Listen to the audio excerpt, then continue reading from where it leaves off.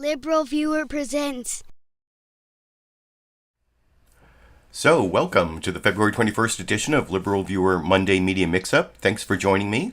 I'll be using the 11 best, most newsworthy clips from the Sunday morning news analysis shows from the big five corporate outlets of ABC, NBC, CBS, CNN, and Fox News, the so-called corporate media here in the United States, for what to be a really informative, educational, fair use, media criticism, and political commentary show for you all today.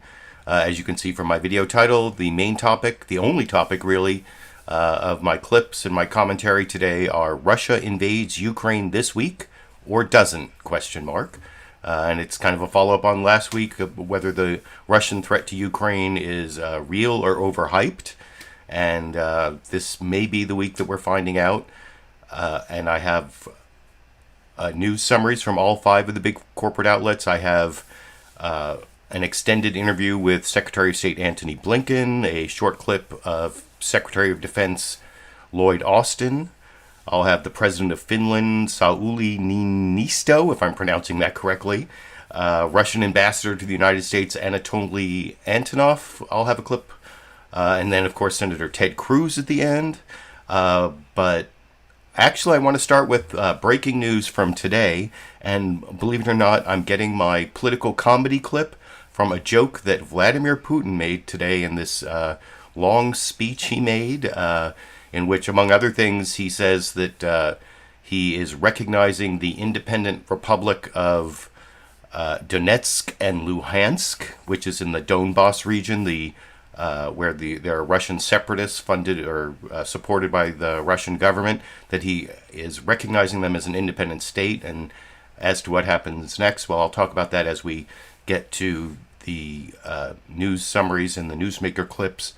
But I want to start with the part of the speech where Vladimir Putin explains, he makes this joke that requires a few minutes worth of the history of the Russian Revolution to really understand the joke he's making.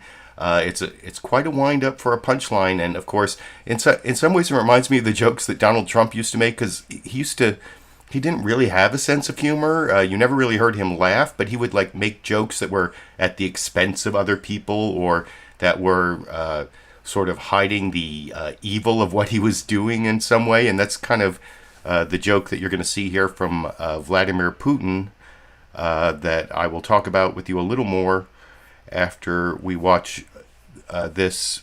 It's a little over 5 minutes of...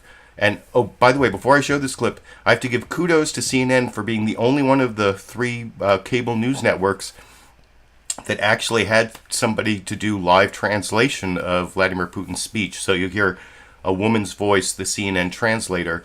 Although even CNN did not show the whole speech. They cut away partway through, which, I like to see, you don't get to see the viewpoint of Russia enough. Well, I mean, certain Republicans, you can watch Tucker Carlson, I guess, to get the Russian viewpoint maybe on Fox News, but you don't get the unvarnished, direct from the source Russian opinion on things a lot. And so I was going to show you the Russian ambassador later, but because of this breaking news, I'm going to start with Vladimir Putin talking about the history of the Russian Revolution, how and why it means that Russia has a claim on Ukraine. In the clip, I will talk about with you a little more after we watch it together over here. Now, I would like to draw your attention to the initial periods of creation of the Soviet Union. It's extremely important for us to understand this, and we need to start from afar. I would like to remind you that when we talk about the coup d'etat in 1917, the Bolsheviks started creating a new nation, new country, and they had term disagreements. And then later on, Stalin had to take two posts as the head of the country as well, and the head of the National Security Council. And he gave lots of rights to various officials, and Lenin did not like that. He criticized it, a plan, and he said, we have to give concessions to these various territories. So those were Lenin's idea. He spoke of the right of the countries to be independent, and they formed the part of the declaration of creating Soviet Union, and then further on the upon the demise of Lenin after the late 20s. And here we have a very important issue. Why did we have to meet any national ambitions, on the suburbs of the former Russian Empire? Why did we have some great rights to these various territories? Why did we have to transfer the rights to the territories which have been historically part of the Russian Empire, and they've received even status of the national territorial units? Why? Why? Again, I am asking you, why did we have to be so generous? Even some ardent nationalists would not even dream of this. And then even give those republics the right to leave this union without any terms and conditions. This is just madness. But this just seems so. There is an explanation to this. After the revolution, the main objective of Bolsheviks was to stay in power at any cost. At any cost, I reiterate. That is why they were ready for anything, even the humiliating Brest peace, whereas the Kaiser and their allies, they were in a very difficult situation, even meeting any requirements, any demands from the nationalists within the country. In the context of the Russian destiny, we have to say that Lenin's principles were not just an error, they were worse than an error. After the breakup of Soviet Union in 1991, this was absolutely obvious. Surely, the events of the past are not possible to be changed. However, it is important that we speak of them honestly and directly, without trying to be politically correct here. Directly, I would like to say that no matter how winning various claims and statements may be at the moment, they should not create the principles of any nation. We have to understand that when we talk about the civil war, and back then the situation in the country was very difficult. But now I would like to remind you that this is how this happened. It is a historical fact. And as a result of the Bolshevik policy, Ukraine was created. The Soviet Ukraine was created. And we call it Ukraine named after Lenin. Lenin was its author and architect. And this is truly can be confirmed by the archival documents, even by the rigid Lenin's directives with regard to Donbass. And now so-called grateful areas, they've taken down Lenin's monuments. Yeah, they call it decommunization. So, would you like to have decommunization? Okay, we are very happy with that then. But don't stop halfway through. We are ready to show you what true decommunization means for Ukraine.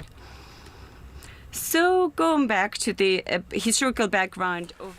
So did you get the joke there at the end? He talked for quite a while about how Ukraine got its independent or semi-independent status from Lenin.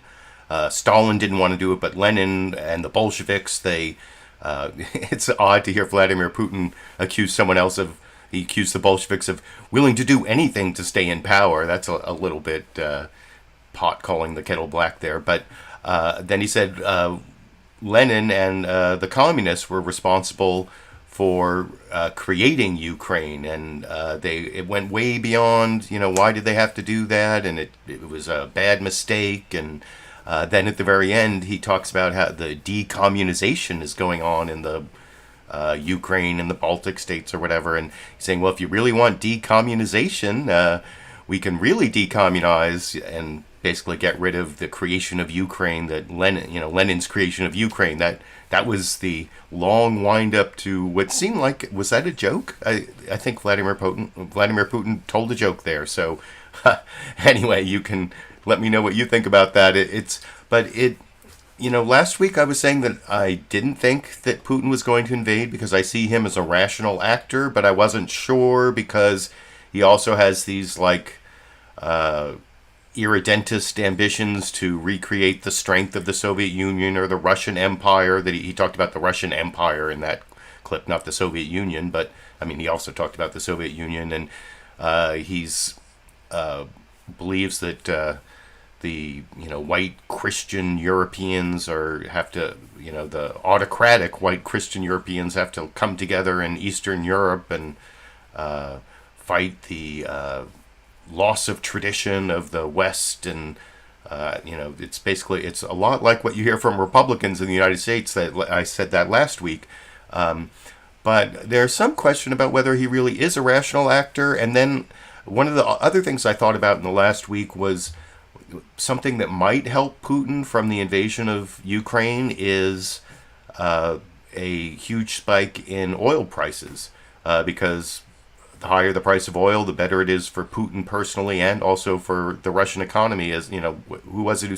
said Russia's like a gas station with nuclear weapons or something? But anyway, with all of that preamble, I'm now going to move from the Putin speech clip there. I hope you enjoyed Putin's dark joke. And I say it's a dark joke because the invasion of Ukraine is going to be horrible, and you'll hear some about that in the upcoming clips. And I'm going to start with the longest, I don't know if it's the best, but the longest news summary, the way I took them today, is from NBC News' Meet the Press. But all of the news summaries were long on the Sunday shows yesterday because they went to multiple reporters. And so I decided, well, NBC News Meet the Press didn't really go to a reporter, but no, they did, Richard Engel, who's in Ukraine. And they all decided to go first to their reporter in Ukraine. Well, in case of ABC, Martha Raddatz actually did her program from Lviv, Ukraine, which is way on the other side from Russia. But then they went to their reporter in Kyiv, which is very close to Russia, especially Belarus.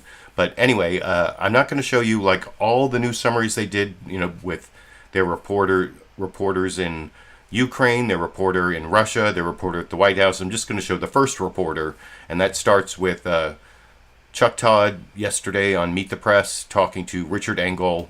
And this happens in a couple of the news summaries, this one and I think the CBS one. If something happens to reporters, if reporters are in danger, you're sure you're going to hear about that. That's one of the biases of all the media. If something happens to reporters or even threatens reporters, that is definitely going to make it in the story, and it makes it in the NBC and I believe CBS. Here's the NBC News Meet the Press news summary from yesterday. I'll talk about with you a little more after we watch together over here. Good Sunday morning. It certainly looks as if the chances of avoiding war in Ukraine are pretty remote. After the Russians claimed they were pulling troops back from Ukraine's border, it turned out that wasn't true. They were actually adding them. The U.S. says there are some 190,000 Russian forces and militias that are now in and around Ukraine. In eastern Ukraine, shelling has increased from Russian-backed separatists who urged mass evacuations and issued its own call to arms, claiming Ukraine was about to attack. Russia carried out its own military exercises on all sides of Ukraine yesterday in a show of force. And President Biden says he believes Russia will invade in the coming days and believes Kyiv's in Putin's sights. In short, the lights are blinking red all over Europe right now. Recent U.S. disclosures of what Russia was planning have also largely been borne out. U.S. intelligence pretty good here. Among them, the idea of false flag attacks, like the shelling of a kindergarten, which appear to have been just that, the work of Russian-backed forces. Another, a prediction that Russia would create a video to justify an invasion. Well, they didn't. And that video aired on Russian TV Thursday night. Still, it's possible Putin has painted himself into a corner, as The Economist suggests, because he's inadvertently strengthened the resolve of both NATO and the Ukrainians. In a moment, I'm going to talk to the Secretary of State, Antony Blinken. But first, we're going to go to the front lines with reports from Ukraine and Moscow. We're going to begin with our chief foreign correspondent, Richard Engel. He is in embattled eastern Ukraine. And Richard, simple question, has the war already begun? Well, it feels like it may be starting right now. Chuck, 2 weeks ago, I spoke to you from a trench not very far from here, and the situation was radically different. It was quiet. The separatists were quiet. The Ukrainian forces were not attacking. But now, and I'm about 1 mile from the separatist-held enclave in Ukraine, there are intense firefights here. There have been about 300 incoming rounds here fired from the separatists just in the last 24 hours. And now, since we've been here for the last several hours, the Ukrainians are also firing back at the separatists. And one commander I spoke to here said he does fear that these could be the opening shots of a wider war. Richard, there was a clearly frustrated President Zelenskyy that met with the vice president in Munich over the last 24 hours. He basically saying, well, if you're convinced Russia's doing this, what are you waiting for? Is the Ukrainian government convinced it's inevitable now that Russia's going to invade? Well, I think here, when you talk to frontline commanders, they're pretty sure that it is coming. They see the separatists mobilizing in ways that they haven't seen them before. They are seeing them moving their artillery and weapons closer to frontline attack positions. They hear them and see them maneuvering, so they think it is a matter of time before what are now skirmishes and incoming fire escalates into something much bigger. And what would you say, Richard, is Zelensky's connection with Ukrainians right now? Are Ukrainians rallying around him? They are. He was somewhat embattled before, and he had been criticized in the early days of this crisis for ignoring it, downplaying it. But his speech in Munich, which received applause in the room, was also very well received here. People think that he's taking this in a sort of a cool, calm, focused way. And people who were his opponents have been telling me that even they are begrudgingly starting to like his position. So, yes, as this becomes more imminent, or potentially more imminent, people do seem to be rallying behind him and rallying behind their military. He doesn't pull his punches, and he doesn't look like he's intimidated by anybody he meets with. Richard Engel on the front lines in eastern Ukraine. Richard, thank you. Let me go to Moscow now. That's where NBC News reporter Matthew Bodner is on. So yeah, they basically all do this, I think, except for one. And I'm just going to show you their first choice. It's basically a choice of a reporter from Kyiv, a reporter from Moscow, and a reporter from the White House or from the Biden administration. And they all went with the reporter from Kyiv first, except for Fox News, which for some reason went to the reporter at the White House, Mark Meredith, and was also much more critical of the Biden administration, as you would expect from Fox News being a propaganda outlet of the Republican Party. But I'm going to save the Fox News one for the end because it's the shortest. They're all actually between around 3 or 4 minutes long. That was exactly 4 minutes from NBC News' Meet the Press. Next, CNN State of the Union, Dana Bash. I think they have better maps. I didn't like the maps, especially one thing I didn't see in the NBC News Meet the Press maps there is the Donbass region, Donetsk and Luhansk, that are now like supposedly an independent republic that Russia has and Putin recognized today. I think you can see those better in some of these subsequent news summaries, and we can juxtapose all of them. Having watched NBC, now we'll go to the next longest one, CNN State of the Union, Dana Bash, starting the program over here. Hello, I'm Dana Bash in Washington, where the State of our Union is worried about war in Europe. Tension over Russia's aggression towards Ukraine has the world on edge. This morning, UK Prime Minister Boris Johnson warned that Russia is planning for what could be a, quote, the biggest war in Europe since 1945. Later today, President Biden will convene his National Security Council in the White House Situation Room as Vice President Kamala Harris returns from a conference of world leaders in Munich, where she reiterated President Biden's assertion that Russian President Vladimir Putin has made a decision to invade Ukraine. This weekend, Ukrainian President Volodymyr Zelenskyy left Ukraine briefly to meet allies in Germany, including U.S. Vice President Harris, and told CNN's Christian Amanpour that the West is not doing enough right now to deter Putin. He called for a list of possible sanctions on Moscow to be made public immediately. Ukrainian officials say their soldiers are ready for any scenario as violence and shelling is already escalating in eastern Ukraine. The U.S. now estimates 160 to 190,000 Russian personnel are in and around Ukraine. That's nearly double the number there 3 weeks ago. And it's all happening on a grim anniversary for Ukraine. According to the U.S., it was exactly 8 years ago today that Russian troops first crossed into Ukraine to eventually annex Crimea. I'm going to go straight to Kyiv, the capital of Ukraine, where CNN's chief international correspondent Clarissa Ward joins us live. And Clarissa, President Biden says Putin has made a decision to invade. What are you seeing and feeling on the ground there? Well, Donna, here in Kiev, remarkably, the streets are quiet but largely calm. However, that can't be said about the eastern part of the country, where a war has been underway for 8 years now. But those front lines had largely been frozen for some time, up until the last few days. Yesterday was the highest amount of activity that we have seen on those front lines in years. 2 Ukrainian soldiers were killed. A CNN team who were actually touring the front lines with Ukraine's interior minister came under heavy fire. They were pinned down for some time, and then they were forced to flee the area. Just days before, we had also visited the site of a kindergarten that had come under apparent shelling. So a real uptick in activity along those front lines, and a lot of people concerned that things could unravel even more quickly. For the most part, though, Ukraine's leadership has been stressing this idea that diplomacy is still an option. It's still the way forward. They say that they don't dispute the U.S. intelligence, but that perhaps they have a different way of interpreting it.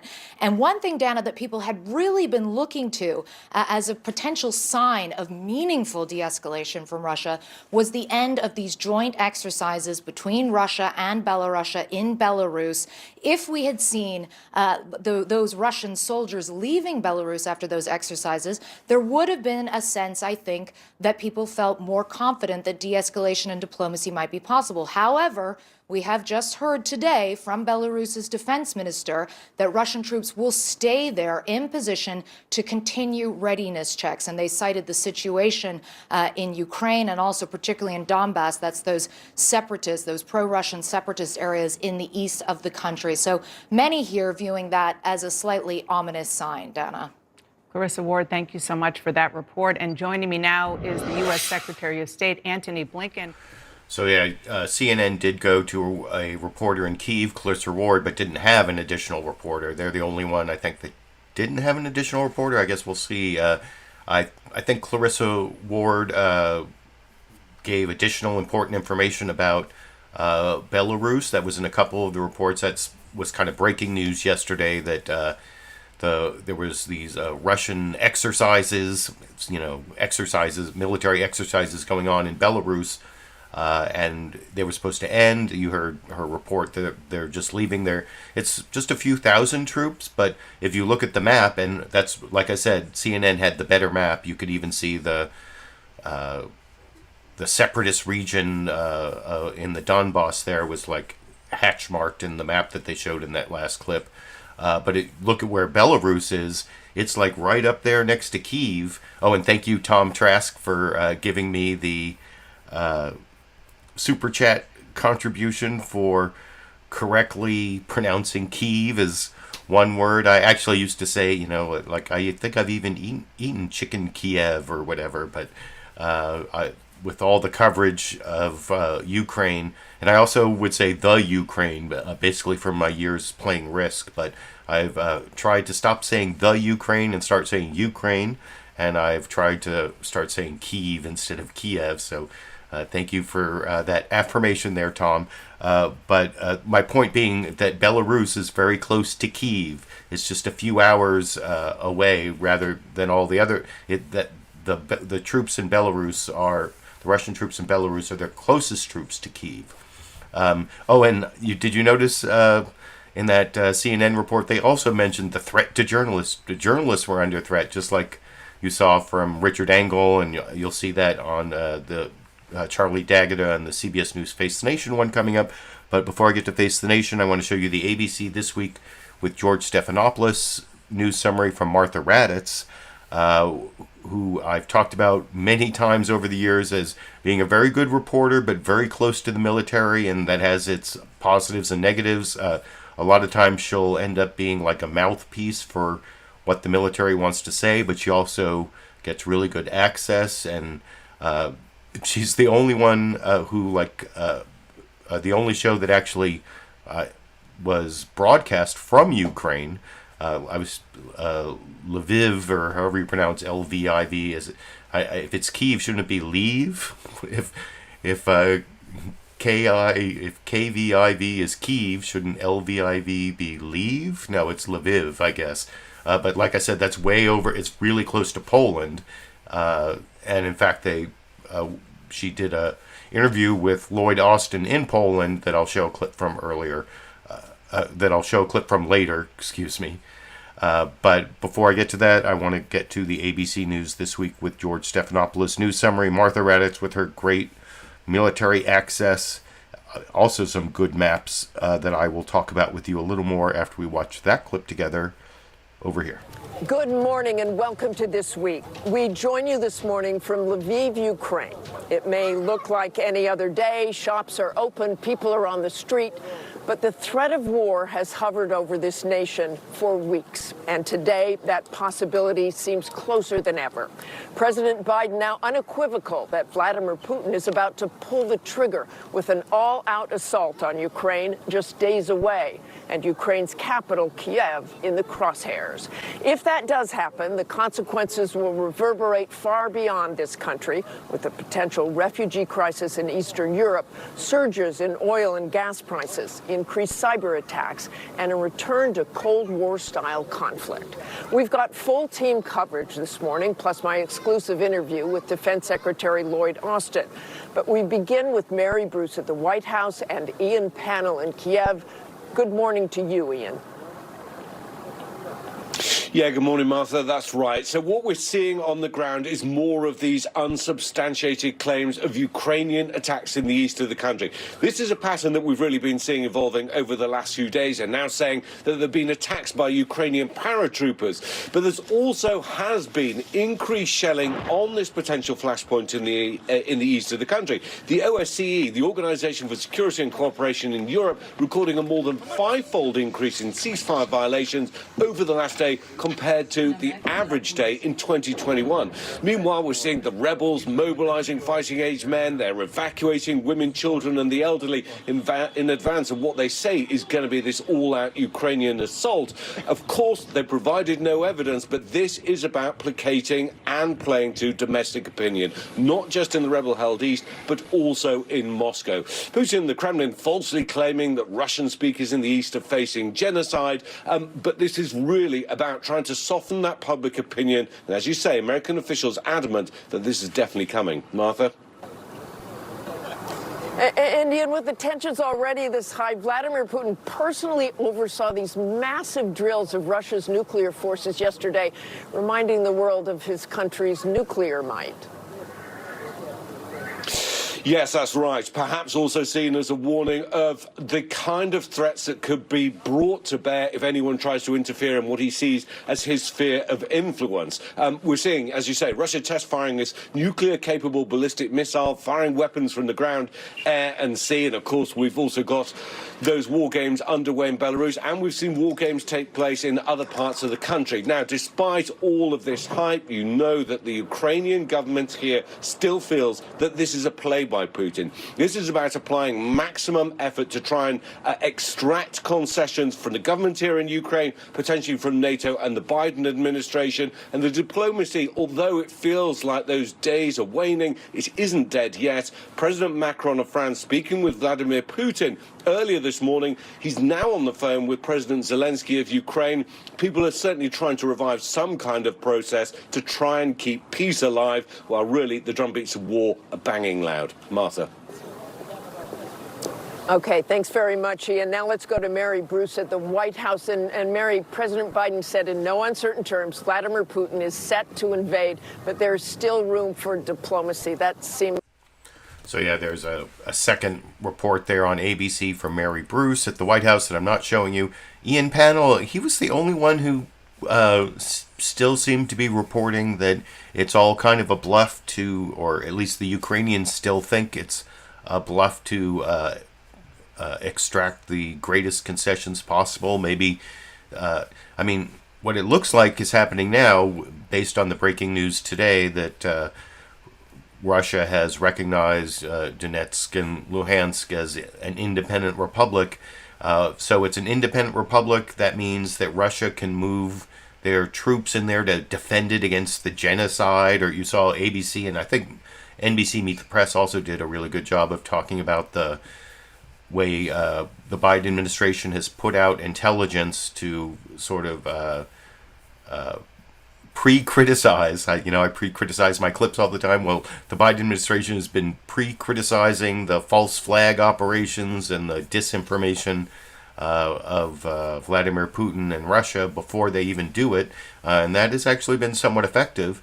But Ian Pannell there is kind of saying that he still thinks it's a bluff, and as I was saying, I think maybe Russia's going to go just into that, march some troops into the republic that they just recognized, and that's not an invasion, right? Because it's not part of Ukraine according to Russia, and then they'll see how the West and NATO reacts to that, and then the question is, will they just go into the parts of the Donbass that are currently held by the Russian separatists, or will they go and occupy the entire region, including the parts that are currently held by pro-Ukrainian forces, or pro-government forces, I would guess, since it's a separatist movement in a independent sovereign country, Ukraine. But so that seems to be like what's going to happen next, unless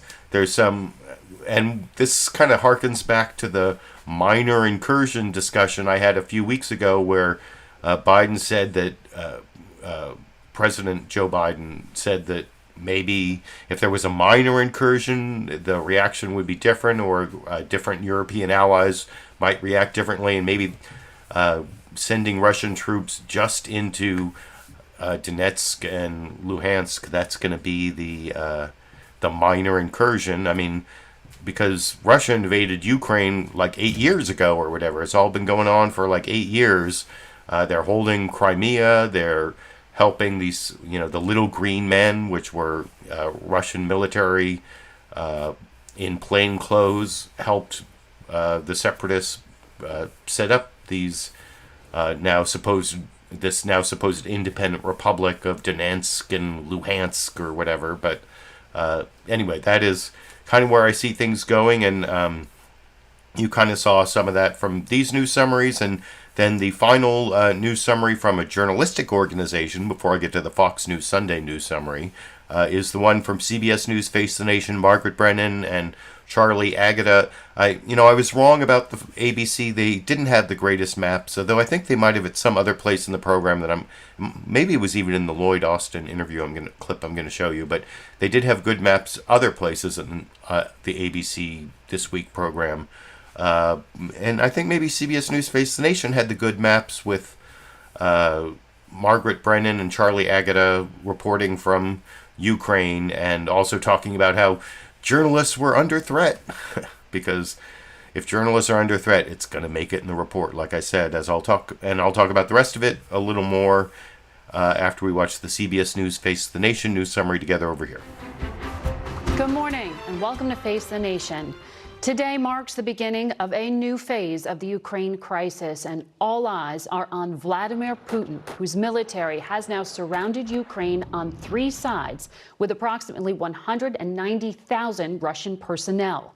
U.S. intelligence indicates that half of those military forces are in position to attack. Russian military exercises in Belarus near Ukraine's northern border were scheduled to end today. Moscow had initially said it would pull out as soon as the drills were over, but this morning there is word that they will remain. President Biden has called an emergency meeting of his National Security Council later today. We begin in Ukraine with CBS News foreign correspondent Charlie D'Agata. Good morning. For Ukrainian commanders we've spoken to, this war is already underway. They took us to the front lines in the east where there's been a dramatic spike in shelling. And the extended Russian military exercises in Belarus only adds to the anxiety. The Russian military on full flex in the most elaborate show of force since this crisis began. Testing hypersonic and ballistic missiles as part of nuclear exercises under the watchful eye of President Putin himself. From long-range bombers by air to submarine launches in the Black Sea and by land to Belarus, where troops are edging ever closer to the Ukrainian border, described by the U.S. Defense Secretary as uncoiling and poised to strike. In eastern Ukraine itself, an artillery bombardment sent soldiers and journalists scrambling for cover, including, further back, us. Okay, so there have just been a couple of explosions. The kids are running, and we've been told to get into our buses now. We are as close as we can get to the front lines. And this just shows you how dynamic the situation is here. Commanders told us the ongoing conflict here suddenly took a dramatic turn on Thursday when Russian-backed rebels intensified the shelling of Ukrainian military positions and civilian areas alike. The whole front line, which we think that just another confirmation that it's orchestrated by Russia. And you had seen nothing like this in the past few years? Yeah, nothing like this. Separatist leaders have ordered the evacuation of women, children, and the elderly to Russia, they say, for their own safety. Residents turned refugees now used as weapons in a propaganda war. Ukrainian commanders tell us that the increase in shelling and spreading panic among the civilian population are aimed at inventing or provoking the excuse President Vladimir Putin needs in order to justify an invasion. Margaret? Charlie D'Agata, thank you. Ukraine's President Volodymyr Zelenskyy is back in Kyiv following a day trip to Munich, where he met with his country's Western allies and sharply criticized them for appeasing Vladimir Putin. Our Christina Ruffini is there at the Munich Security Conference. You are telling me that it... And there you can see that on CBS News' Face the Nation, they had Margaret Brennan and Charlie D'Agata, and then Charlie D'Agata in Kyiv, and they were the only ones who actually then went on to a reporter in Munich talking about the Munich Security Conference and Vladimir Zelenskyy, the president of Ukraine's speech there, where he was critical of the West and how they're responding. And he also asked this question, which is kind of stupid, I think, and it was covered in multiple news summaries there about, if he's already decided to, if his question was, if Putin has already decided to invade, why don't you impose the sanctions now? Well, it's because they're trying to make him change his mind, and you don't punish the person before they actually do the thing you're trying to stop them from doing. And anyway, I'll talk about that more when I get to Chuck Todd's interview with Antony Blinken, which is the clip after next. Oh, you saw, I think there, Charlie D'Agata talking about the threat to journalists. Did have some reporting on the Russian troops staying in Belarus, which is important. But they all kind of covered this critical commentary from the president of Ukraine, Volodymyr Zelenskyy. But Fox News was the one, I think if you watch this news summary here, Bill Hemmer and then Mark Meredith, Fox News decides the most important place to start with is the White House because it's all political.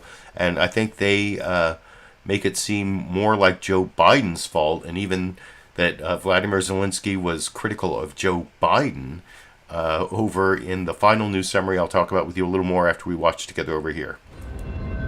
And hello again on this Fox News Sunday. Fears of war intensify as the standoff between Western allies and Russia enters a pivotal phase. The Ukrainian president has called for a meeting with the Russian President Putin.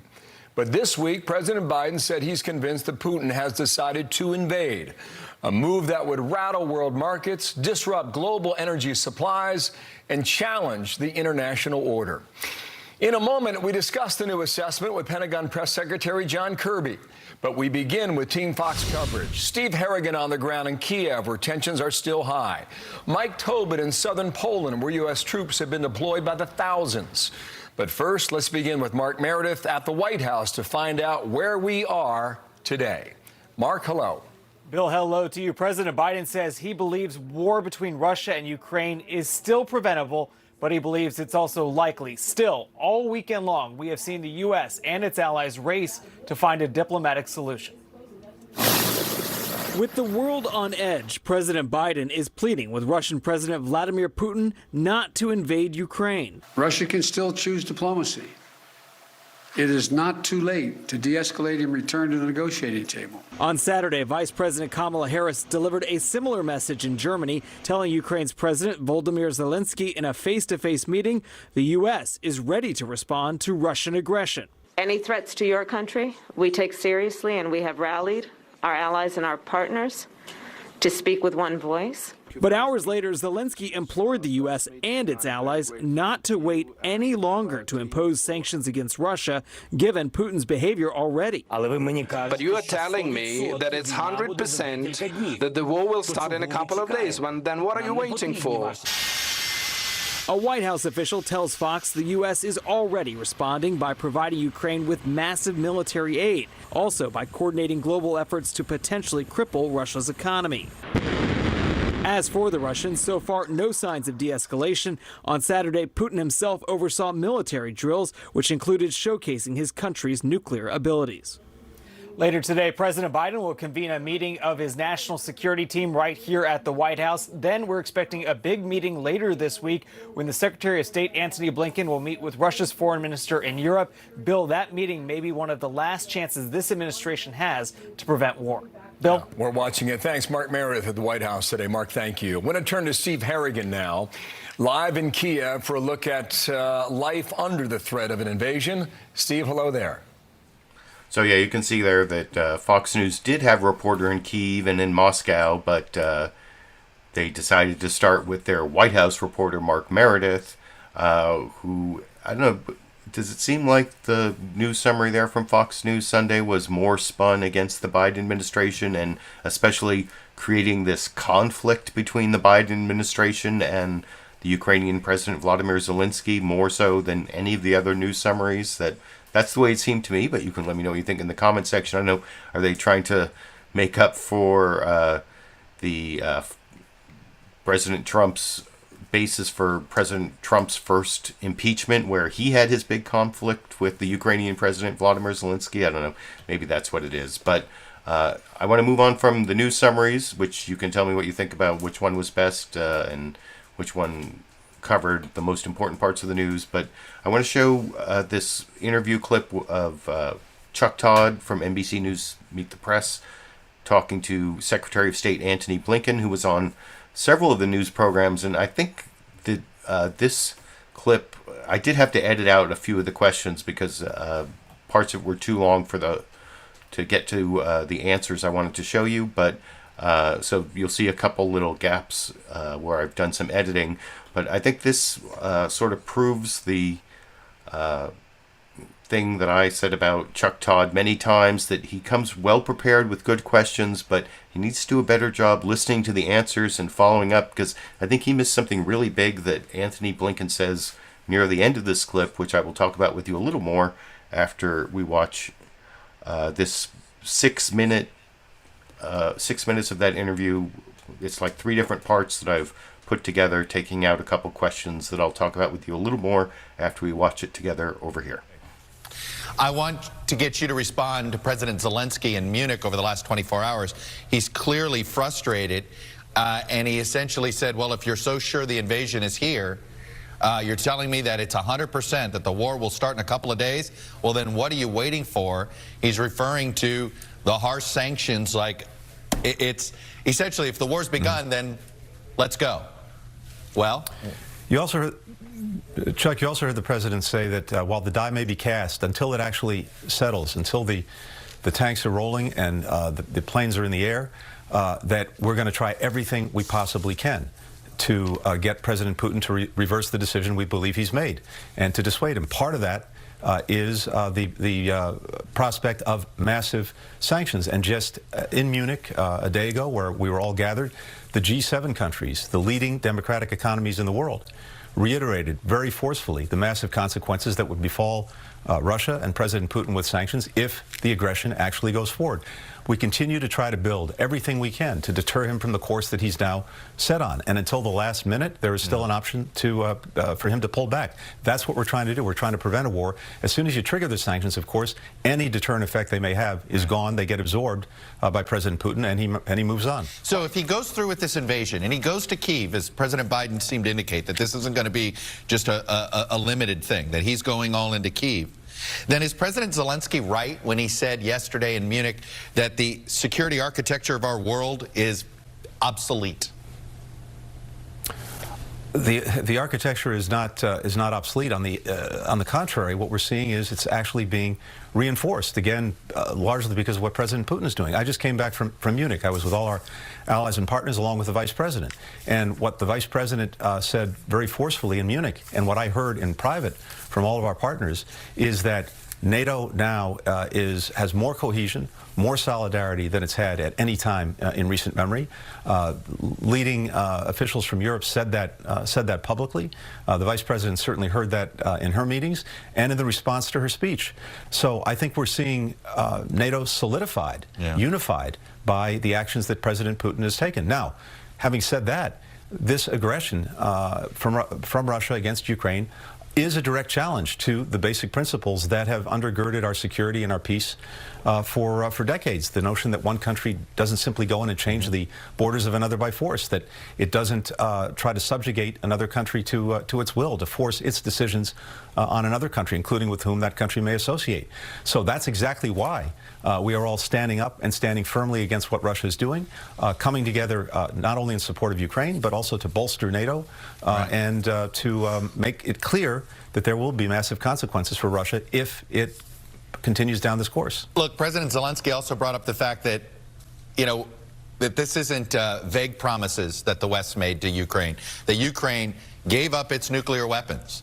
And one of the reasons, one of the prompt reassurances it got was essentially of protection from the West, from Europe, from the United States. What do we owe Ukraine if Russia invades? Well, first, Chuck, over the last year, we've provided more than $1 billion in assistance to Ukraine.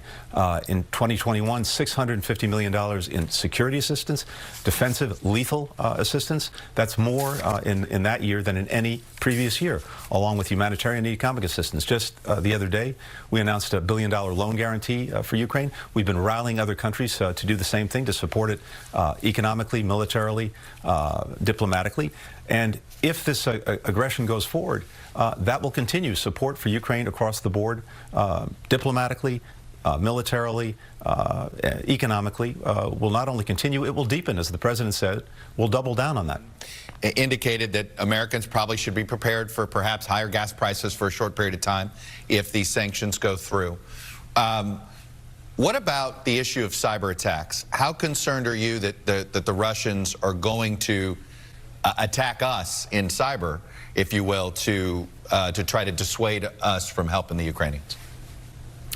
It's certainly part of their playbook, and we've been engaged for many months now, first of all, in helping Ukraine itself bolster its cyber defenses, and of course, very much focused on doing the same for ourselves in anticipation of the possibility that Russia would engage in cyber attacks in response to us standing up to their aggression. This is a very, very dangerous game. We're, as I said, strengthening our own defenses. When President Biden was with President Putin in Geneva a few months ago, This was at the time of ransomware attacks, including the Colonial Pipeline. And the president was conveying to President Putin how seriously we take this and the need for Russia to do something about it, because those engaged in the attacks were doing it from Russian soil. And he noted to President Putin that if he were in President Putin's shoes with this large oil and gas infrastructure, he knows how difficult it would be for President Putin if something were to happen to that infrastructure. Let me ask this question. In your assessment, why is he escalating with Ukraine now? Why didn't he do this under the previous administration, who wasn't as supportive of NATO? If you just look at it observationally, if he really wanted Ukraine and he didn't want the United States getting in the way, he perhaps had a more of a friendlier administration in the previous one. Why do you think he didn't act then? So, like that last question, it was a good question, but he, I think, totally missed something that Secretary of State Antony Blinken said right before that and did not follow up on it. You can even hear him, like, it's this weird thing Chuck Todd does if you listen to his interviews a lot, like I have listened to pretty much all of his Meet the Press on Sunday interviews, not the Meet the Press daily, but I think I've watched all his Meet the Press interviews almost, and he does this thing where when the interview subject is like going on and on about something that he didn't want to talk about, you can hear him in the background going, and he wanted to get to that question about how come Vladimir Putin didn't invade Ukraine during the Trump administration when he had his, like, puppet in the Oval Office, Donald Trump, who, I don't know exactly, I've talked many times about how Russia collusion was not a hoax. Whatever you hear on Fox News or from Republicans, there were a lot of skivvy connections between the Trump campaign and Russians. You had, after the DNC servers were hacked by Russians, Russian intelligence, you had Roger Stone acting as a go-between between the Trump administration and WikiLeaks to time the leaking of those hacked emails. That was collusion, even though it wasn't something that could be prosecuted as a criminal conspiracy. I've talked about this before many times. Paul Manafort gave polling data to Russian intelligence officer Konstantin Kilimnik. And then, of course, there's Donald Trump Jr. in June 2016 meeting in Trump Tower with Russian operatives to get dirt on Hillary. So there's plenty of evidence of actual Russia collusion. And I'm kind of previewing some of my criticisms of what Ted Cruz says in his interview with Bill Hemmer coming up, or the things Bill Hemmer doesn't bring up. And another one of them is, do you remember that, like, infamous meeting between Putin and Trump in Helsinki where he took Putin's side over American intelligence? So that was a good question from Chuck Todd. You know, why didn't Putin invade during the Trump administration when he had someone much more helpful in the Oval Office? And I mean, I'm not sure of the answer to that question, but what Chuck Todd missed that Antony Blinken said, it has to do directly with what I was talking about earlier in terms of what might be a rational reason for Putin wanting to invade Ukraine, and it's because the price of oil and gas is going to spike, and that makes a lot of money for Putin personally and for Russia, because, you know, the whole gas station with nuclear weapons thing I was talking about earlier. And Secretary of State Antony Blinken pointed out a way that the United States could do a cyber attack on the oil and gas infrastructure in Russia that would be really devastating. I'm fairly certain the United States has that capability. And if you listen to what Antony Blinken said there, it was almost like something a mobster might say. It's like, hey, Vladimir Putin, you nice oil and gas infrastructure you got here. It'd be a shame if something happened to it. That'd be a big problem for you, wouldn't it? You might want to think about what a big problem it would be if your oil and gas infrastructure just suddenly didn't work. That seemed kind of like a threat there, and Chuck Todd didn't follow up on it at all. You can tell me what you think of that part of the clip if that's what Antony Blinken, I mean, he was actually reiterating something that Joe Biden said in regard to the cyber attack on the Colonial Pipeline here in the United States, and that was kind of a veiled threat that Biden made to Putin about further ransomware attacks, but it kind of applies in this situation as well, I think, and I think Chuck Todd should have followed up on it. He also didn't follow up on Antony Blinken claiming the United States is a strong believer in not using force to change other countries' borders. I mean, that is like a big load of crap if you know anything about U.S. history, even in like the U.S. invasion of Iraq. But I'm going to get back to that a little bit. That's something Martha Raddatz doesn't follow up on with Lloyd Austin as well. The corporate media always seems to let the military-industrial complex get away with seeming like, you know, the U.S. has some moral high ground that it definitely doesn't have.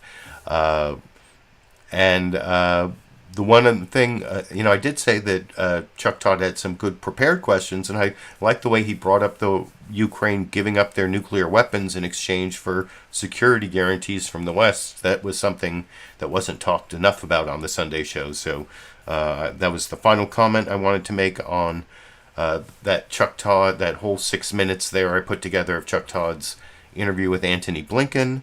Now, this next... one other thing. Did you hear the term that Antony Blinken used there about Finlandization? Or he didn't want the other countries around Russia to become Finlandized, because that's like for people who study European history and political science, that's like the Finland effect is what happened. Finland, all of a sudden, when Russia became really powerful and scary right on their 800-mile border, Finland became like Switzerland all of a sudden, or even like sort of this is during the time of the Soviet Union, and it's like it's a known fact of international relations that Finland, in order to assuage the threat of the Soviet Union, became less anti-Soviet than much of the rest of Europe. That's one of the reasons Finland never joined NATO. And anyway, but the president of Finland has talked many times to Vladimir Putin. And so Antony Blinken mentioned the doesn't want the rest of the countries around Russia to become Finlandized because they'll start acquiescing to Russian policy demands because of the threat of what Russia did to Ukraine.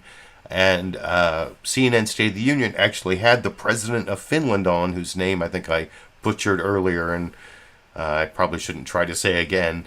But he actually addressed specifically this question of whether, based on his many conversations with Vladimir Putin, as to whether Vladimir Putin is a rational actor, and then also this thing he's been saying that recently, like post-COVID, when he's been really isolated, Putin has become, his behavior has changed.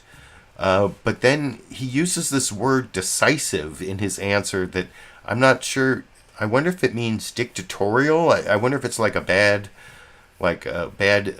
inability to like precisely speak English. And my big criticism of Dana Bash here is she doesn't follow up on what do you mean by decisive in your answer in the clip I will talk about with you a little more after we watch together over here. Mr. President, for people here in the West who don't know Vladimir Putin, don't understand him as you do, please answer this. Is he an irrational leader with a large army, or is he a fundamentally rational leader with a strategy? This is a very difficult question to me, too. Even though I have met him several times during these 10 years and had several phone calls with him, it is, like we all know, it's very difficult to say and define what other person actually deep down is. But so I would say that he has behaved in a way which is very difficult to predict. But that might be also intentional, namely to behave in that way, because that brings confusion to surroundings. Mm-hmm. And I said that we are a bit confused at the moment. You have said that you noticed a change in Vladimir Putin in the last year and said that he suddenly, quote, started to behave in a very, very decisive way. Can you be more specific about what that change was? And do you think that's connected at all to the way that he's really isolated himself during the pandemic? No, actually, it happened that way, that we had a telephone discussion like we have had several ones during these years. And when I took up the list of demands he had posed and told the Finnish position that we surely are going to keep our sovereignty and right to decide ourselves. Then he suddenly, very officially, I think he read the whole list of demands. And that was a change in his behavior. And I would guess, and from that, I guess that he at least wants to be very decisive, wants to sound like one. It was different kind of behavior. So, as you well know, but I want to make sure our audience understands that your country, Finland, shares a 830-mile-long border with Russia, and like Ukraine, is not a member of NATO. Does Russia's aggression make you at all concerned that your country could be next? See, that I kept that playing so you could see Dan Abash's follow-up question, but I still didn't quite understand what decisive meant there, or exactly what I wish Dan Abash had followed up more on what decisive even means in that context. I saw in the live comments along the way a couple people, was it Schmoab and Seal Beater, were saying that it shouldn't even be a question whether Vladimir Putin is a rational actor. And the reason, if you've been watching my show, and I think at least some of you, but I think Seal Beater, I see you here all the time. If you've been watching my show for the last several weeks, I've been trying to figure out, like, why would Vladimir Putin invade Ukraine when it's going to make NATO not only more unified, but actually will strengthen the troops surrounding Russia, which supposedly he doesn't want. And it's going to weaken Russia a lot. The sanctions, I mean, there are a couple that they haven't put on the table, the taking them out of the SWIFT banking system, because it would have too much of a negative effect on the world economy. So that would be even worse. And then also stopping him from being able to sell oil and gas. But as I was showing earlier there, it sounds kind of like maybe the United States has some cyber attack in store for the Russian oil and gas infrastructure that also might hurt Russia. One thing I heard in some commentary after that first clip I showed of Vladimir Putin's speech, where he recognized the separatists in Donetsk and Luhansk as a separate republic, that the Russian stock market dropped like 17%, which is its biggest drop since when Putin took over Crimea. So, I mean, the reason the question comes up as to whether he's a rational actor is because what he's doing here seems, if he is going to invade Ukraine, it seems like it doesn't help him in any way, except maybe with the spike in oil prices. That's something I thought of. And also, if he's a rational actor, but a rational actor who believes in this, like, make Russia great again, or that he wants to have a legacy where he rebuilt large parts of the Russian Empire, aka Soviet Union, and this is something you heard him kind of opining about in that speech I took the clip from. And last March he wrote this long letter that was published about why Russia has a right to the, historic Russian Empire, the places where there are ethnic Russians belong to Russia, which, I don't know, there are some places in the United States that have some heavy concentrations of ethnic Russians. That doesn't seem like the right standard to me, but anyway, I wanted to address those live comments along the way about why I'm even talking about whether Putin is a rational actor. It's because what he's doing doesn't make a lot of sense. In terms of his own interests and Russia's interests, unless you add in this whole, his whole irredentist aspirations for the greater Russian Empire, I guess, and creating a legacy. Maybe that's it, or maybe the spike in gas prices. And actually, the spike in gas prices is one of the topics that I want to talk about in this next clip. That it's this interview that Martha Raddatz did with the Secretary of Defense, Lloyd Austin, proving my point that Martha Raddatz gets the greatest access to the Pentagon and the military. She's got the Secretary of Defense on exclusively, and also lets him get away with saying that what's important. She asks what's going to happen if Putin invades, and then she makes this long. It's a weird interview because it's interspersed with her own commentary that I don't know how it relates exactly to, because there are like clips from her interview in Poland with the Secretary of Defense, Lloyd Austin, and then there are these clips of her just narrating in between the interview, and she talks a lot about the spike in oil and gas, and then asks the Secretary of Defense why this isn't important to Americans, but doesn't ask about oil and gas prices. Instead, gets this whole thing about how America believes in the rule of law and you can't use force to change borders, kind of like what Chuck Todd let Secretary of State Antony Blinken get away with, because that's, if you look at U.S. history and how it's treated other countries over the years, that's like a big load of crap that you'll hear not contested by Martha Raddatz over in this clip. If he invades, what happens then? What's the immediate response from the U.S. and NATO? The sanctions that we talked about, we're very serious about. And these are sanctions that will have effects that Mr. Putin has not realized before. The sad part about this, Martha, is that it may not affect Mr. Putin to the degree that it's going to affect the average Russian. And, the decisions that he's making now will bring about a lot of pain and suffering on his comrades in Russia. Americans could feel the impact of those sanctions, too. Russia is the third largest oil producer in the world. Any disruptions to the global oil market could create shortages in Europe and increase gas prices in the U.S. Ukraine is a long way away. I think most Americans probably until the last couple of months didn't really know where it was or pay much attention to it.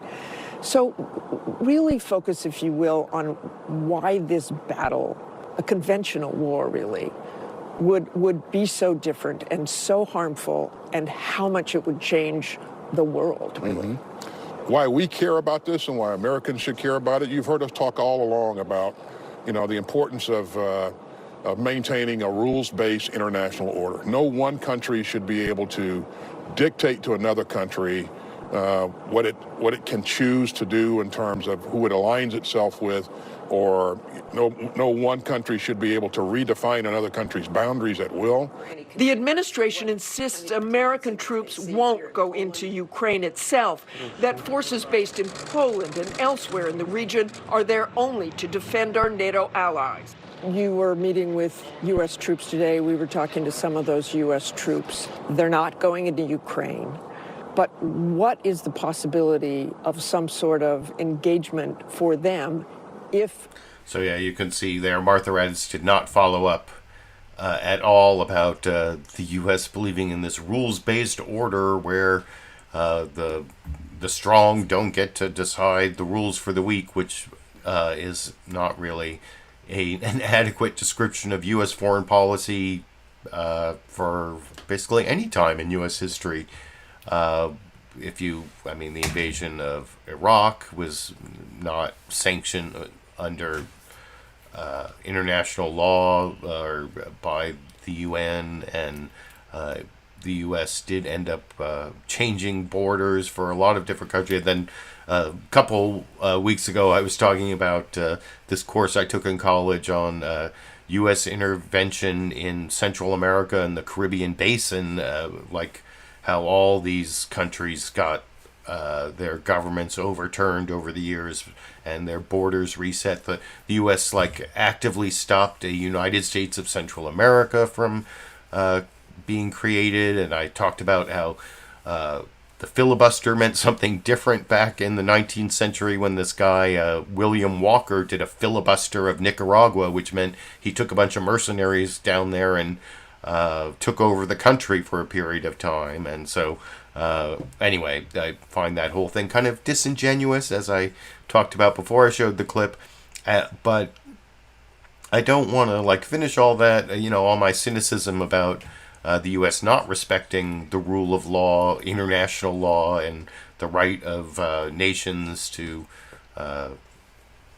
self-determination and the ability to make choices without being intimidated by the U.S. military or whatever. That despite my cynicism about that, it actually is important, an important aspiration to have a world order that, having studied history for a long time as I have, I think things have gotten better over the years in terms of having diplomatic means to work out conflicts between nations. And I'm a believer in the United Nations and international law and that progress. And that's why I'm also kind of disturbed of this next clip to hear the Russian ambassador to the United States talking about, his name is Anatoly Antonov, and he's talking to Margaret Brennan on CBS News' Face the Nation,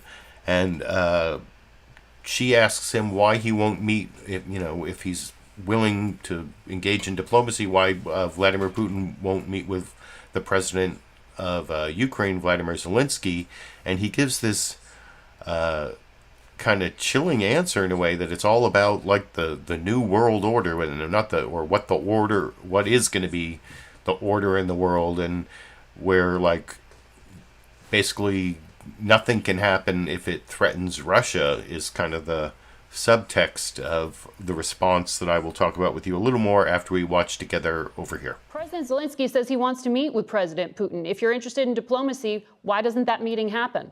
Today, the problem is not Ukraine. The problem is what kind of world order will be in the future, whether we can together establish a firm security guarantee for everybody without undercutting very important principle of indivisible security for everybody. Yep. It means that you have no right to strengthen your security at the expense of Russian Federation. And we also have no such right. It's clear. Mr. Ambassador, confirmed in many documents. Okay, you didn't answer the question by about United States and Russia. You didn't answer the question about President Putin and President Zelenskyy meeting. But moving on, is the big goal here for Russia ultimately to get the rest of the world to recognize Crimea as part of Russia? So it's a good question to ask the Russian ambassador to the U.S., but doesn't really follow up on that whole new world order thing and indivisible security for all, which means that that Russia gets to have a bunch of satellite states like it did in the Soviet Union, so it has a buffer against aggression, so it doesn't have to worry about losing 20+ million people to an invasion like it did in World War II, which is, the great darkness that's back in the Russian consciousness that causes them to be fearful of foreigners on their doorstep. Is that what? I don't know. But I think that required more follow-up than Margaret Brennan gave it.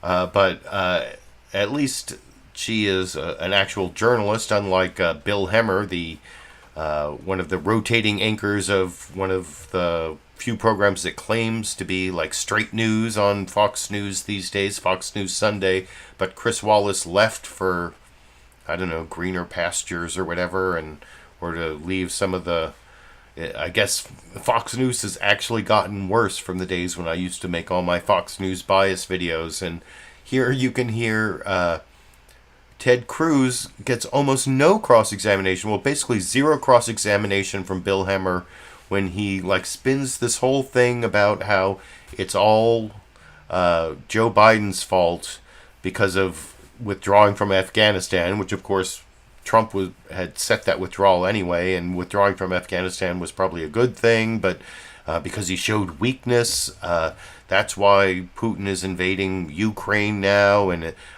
he didn't go along with the sanctions. That has to do with this whole Nord Stream 2 pipeline, which is a very complicated diplomatic issue because it's a pipeline that goes to Germany, and Germany wants it, and Germany's one of our closest allies and part of NATO, so that's not something that Bill Hemmer ever brings up.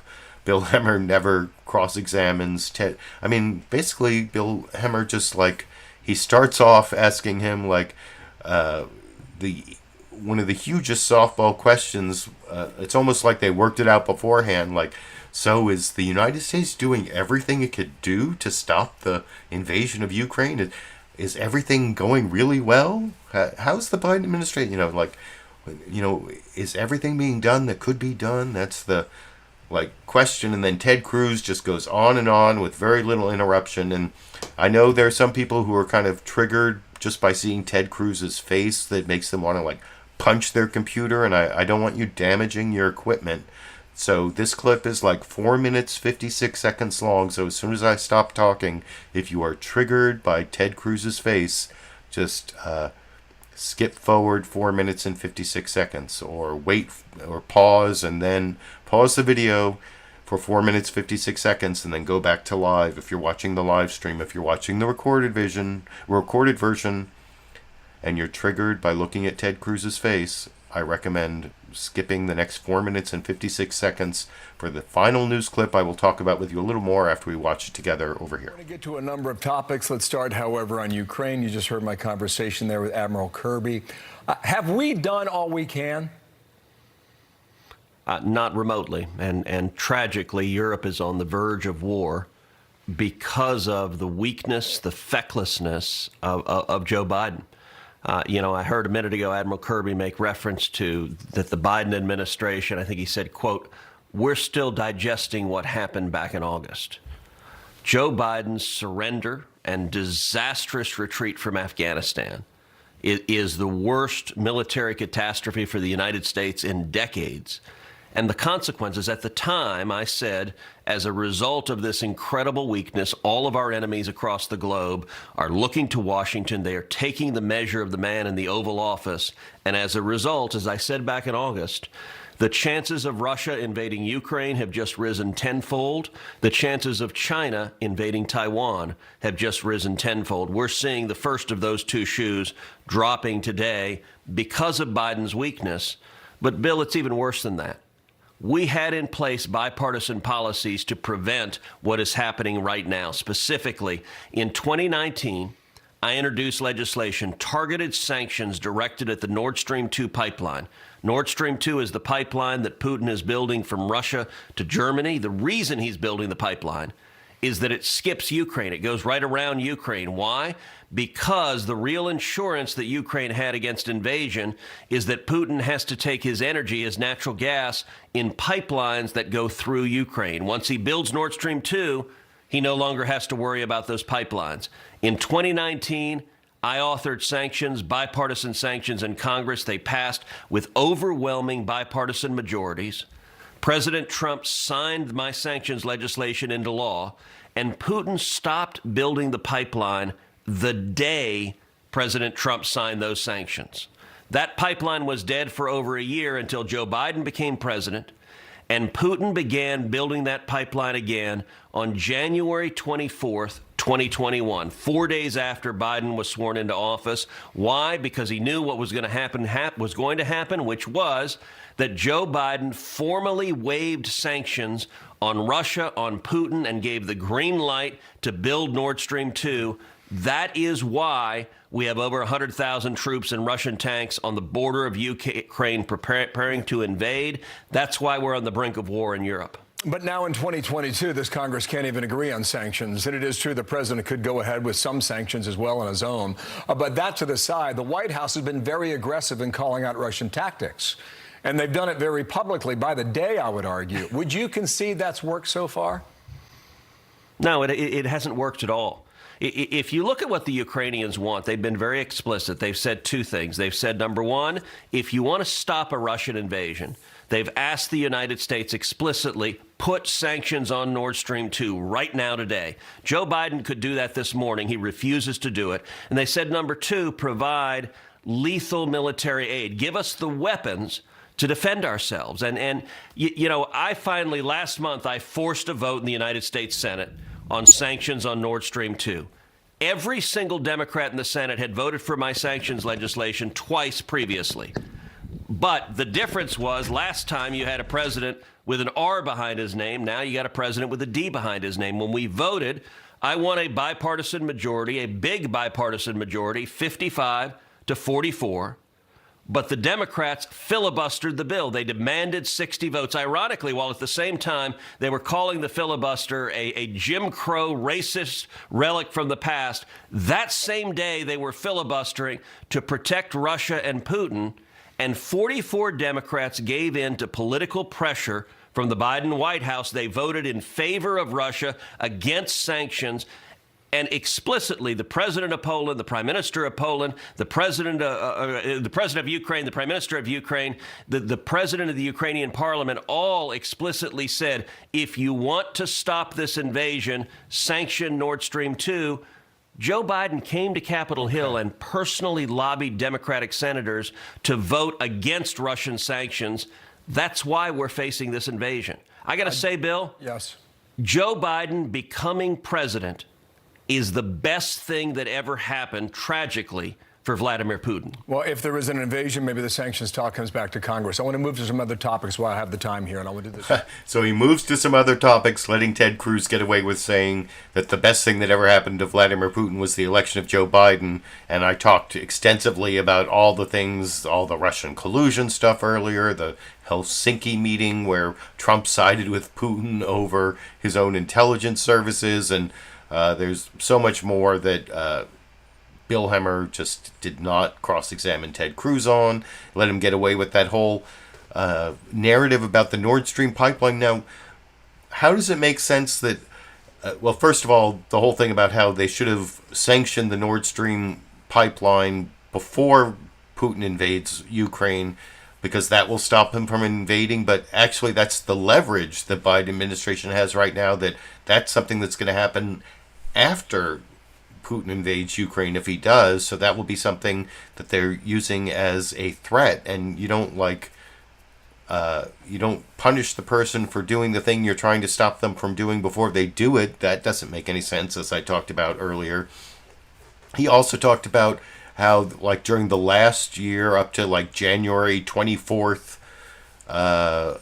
for the year before January 24th, 2021, when Biden was sworn into office, the construction stopped on the Nord Stream pipeline because of sanctions or whatever passed under the Trump administration, but doesn't talk about how it was almost entirely completed. The Nord Stream pipeline was almost entirely completed under the Trump administration. No cross-examination from Bill Hemmer on that. The whole, so much.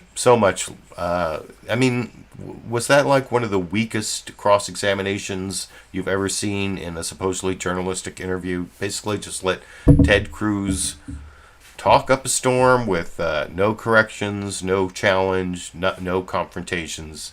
Basically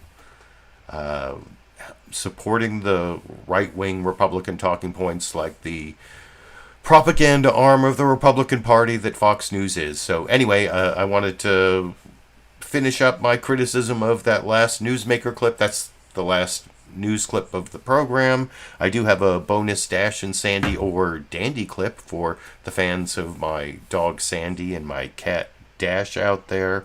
I also want to thank all of the live viewers, about up to 50. I think you peaked out around 50, which is nice. I guess it's a holiday weekend, so maybe more people are available.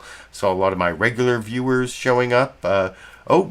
thank you, Shmoab, for that $5 super chat contribution. That makes it seem like I spent the 8 to 10 hours that it took me to create and broadcast this live stream wisely. Well, it's not all about the capitalism and the money, but it just shows that people appreciate it and appreciate the work I put into it and the thought I put into my political commentary and media criticism. And I will be back next Monday and every Monday, at least through the November elections.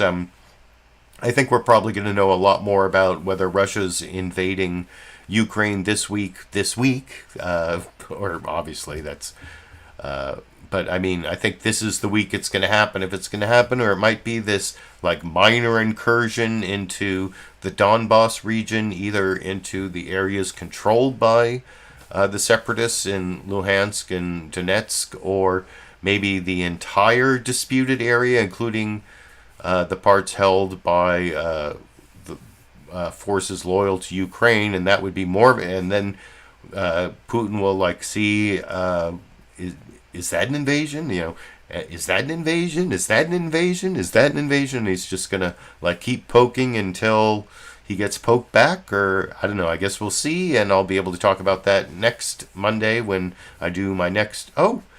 Thank you, Lulu Girl, for the super chat contribution for Dandy Time, and I guess that means it is Dandy Time. I tried to put together a Dash and Sandy clip where they interacted. This was a couple hours ago, over by the door to the outside, and this hallway right over here. I actually like push the cat Dash into the vicinity of Sandy, but I couldn't really get any interaction or even much action at all. I think most of the action is created by the movement of my camera, but what can you do? It's still a Dash and Sandy or Dandy clip to end the program here.